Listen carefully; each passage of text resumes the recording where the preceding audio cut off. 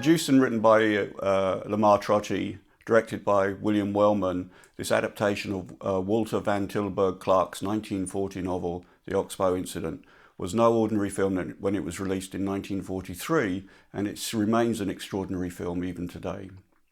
Let me just give you an introduction by way of Bosley Crowther writing in the New York Times. He begins, "An ugly study in mob violence, unrelieved by any human grace save the futile approach of a minority and some post-lynching remorse. For it is hard to imagine a picture with less promise commercially. In a little over an hour, it exhibits most of the baser shortcomings of men, cruelty, bloodlust, ruffianism, and sordid pride. It shows a tragic violation of justice with little backlash to sweeten the bitter drought, and it puts a popular actor, Henry Fonda, in very dubious light. But it also points a moral bluntly and unremittingly to show the horror of mob brawl, and it has the virtue of uncompromising truth. The Oxbow Incident is not a picture which will brighten or cheer your day, but it is one which, for sheer, stark drama, is currently hard to beat." There's a context here for how we understand the Western in 1943, and clearly it's the Second World War. A story, a hard, unremitting story about mob rule is going to have some set of connections back to what was going on in Europe and what was going on in Asia. So an immediate context then is the war itself, for explaining why such a hard-hitting Western was deemed to be, have some commercial viability at this point in time. The story of the Western, though, is rather more complex than that. For nearly the whole of the 1930s, it had been out of favour with the big Hollywood studios. After a short cycle of films with the coming of synchronised sound in 1927-29, the Western fell into a hiatus, which was filled by B-Westerns and, of course, the singing cowboy, the figure of the singing cowboy, best exemplified by Gene Autry. 1939, though, suddenly saw the re-emergence of the A-feature Western with Stagecoach, Dodge City, Destry Rides Again, Jesse James, and so forth. So why did Hollywood suddenly return to the Western after ignoring it for so long? Well, in part it was because of what was going on in Europe. Its markets had been dried up, and the Western was seen as an exemplary American narrative, one that wouldn't get pulled into controversies over what side America was going to be taking in the war. But it also played that way at home to those who wanted to intervene in Europe and those who wanted to stay well out of it. So the Western became a narrative means for which Hollywood and America could begin to talk about what was going on in the wider public sphere. One of the other reasons, though, that Hollywood wanted to return to the Western was that it was having trouble in terms of a threat of antitrust action in the courts. That was to say that Hollywood was an oligopoly. It had complete control over the industry. And much to the chagrin of the independent exhibitors, it determined and dictated what they could show and when they could show it. And they didn't like the films that Hollywood was giving them. These were small town, neighborhood, rural communities that didn't like the sophisticated, swinging lifestyles of the jazz age, Hollywood, urban, metropolitan A-features. They rebelled against it, but they had to take whatever Hollywood gave them because of block booking. Now, one of the ways that Hollywood could work against that demand from the independent exhibitors was to give them the kind of pictures that they wanted. But they didn't want to put big money into Westerns, which then wouldn't play to a sophisticated urban audience, first-run city centre audiences. So what they did was to populate the Western with first-class Hollywood actors, those that already proved to be popular, people like Tyrone Power, and in the lead role in Jesse James, or James Stewart in the lead role in Destry Rides Again. What they hoped then to do was to give the small town exhibitor the kind of pictures that it liked, full of virile outdoor adventure, but also play to a city audience, one that looked for a particular kind of romance. And what we saw in 1939 then was a shift really in the way that the Western was understood, which was a shift towards an adult audience, a more mature audience, away from the idea that the B-Western or the singing cowboy played to a kind of infantile mentality.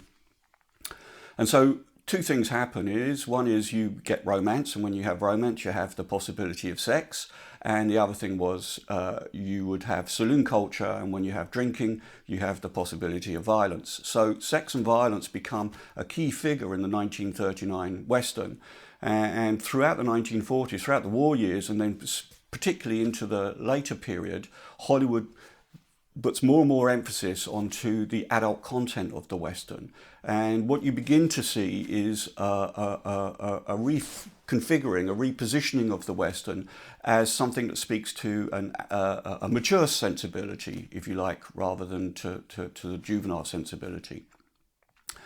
And Oxbow Incident clearly sits well within this context. The story of the mob rule that leads to the death of 3 innocent men, regardless of how much the evidence suggests that they were guilty, it was not something that Hollywood was going to contend with much in the 1930s. It tried stories around lynching with Fritz Lang's The Fury, social problem picture, but this was something entirely different. One of the ways to begin to think about this picture then is both how it continues a particular line that Hollywood was taking about using the Western as a story about America and about what America was facing, and also, as I say, a kind of maturing of the content that is really pushing what was permissible at this point in time in terms of censorship. So that as America's going, it's people are gearing up for war, fighting overseas, going into women going into industry and so forth. They were demanding a much more complicated, complex set of stories that really did speak to them in ways that Hollywood movies prior to that hadn't seemed to be speaking to them. And so issues around sex and violence, adult relationships fit very well within the Western. It gives, I think, a fairly safe context for how we might consider what Hollywood is doing at that time. When the Oxbow Incident is talked about today, mostly it's thrown in with a group of other films from slightly later in the 1940s, indeed just in the post-war period, and it's considered to be a kind of precursor of the noir Western, and no doubt this is because of its dark subject matter, but also the way that the interiors are filmed, but also because of how it's cast and who's in it that we'll see again and again throughout the 1940s. So it's a film that's often called into play when we're talking about the psychological Western, such as Pursued, or the Western that uses detective tropes like Stations West with Dick Powell, that looks like it's just taken Raymond Chandler and put him into Nevada or somewhere like that. Or Westerns like Robert Mitchum, Blood on the Moon, Luke Shaw adaptation, The Furies with Barbara Stanwyck, The Yellow Sky with Gregory Peck, Colorado Territory with Joel McCrea and Virginia Mayo, which was a remake of Raoul Walsh's High Sierra with Humphrey Bogart. Now, all of these films are quite distinct and different in their own kind of way, but because they play around with the psychology of a flawed and vulnerable masculinity, often in the figure of Robert Mitchum, or because they use chiaroscuro lighting techniques, such as that in Blood on the Moon, or the figure of the femme fatale in The Furies with Barbara Stanwyck. They seem to have a really quite direct correspondence to what's going on in the urban melodramas of the time. And I think that's fair comment. But also, as I say, what it's doing is it's playing up against the conventions of previous Westerns. And I think it tells us much more about what's going on in these films. We think about them in relationship to films that were made in the 1930s and late 1930s, because nearly all of these films were received at that point in time as more realistic depictions of the American West. They seemed to suggest that this was closer to the historical reality than it was than had previously been depicted. And so costume, for example, is really crucial here in the way that a working cowboy is displayed to the camera. So as we'll see in the way that Henry Fonda's dressed, he looks like he's just come off of a wintering on the range, looking after cattle. He looks like a working cowboy. He hasn't shaved. His denim clothes are worn and dirty, a bit tattered.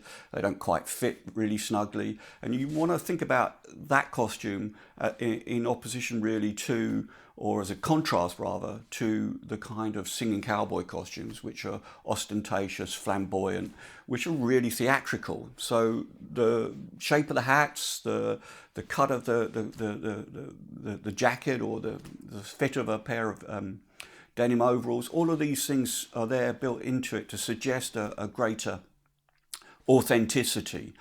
So realism is the key to understanding what these films are trying to do, all in their different ways. Each of them does something quite different in the way that it wants to appeal to this idea of depicting a more authentic West, which was clearly a big part of the thinking that filmmakers had at this point in time, in the post-war period.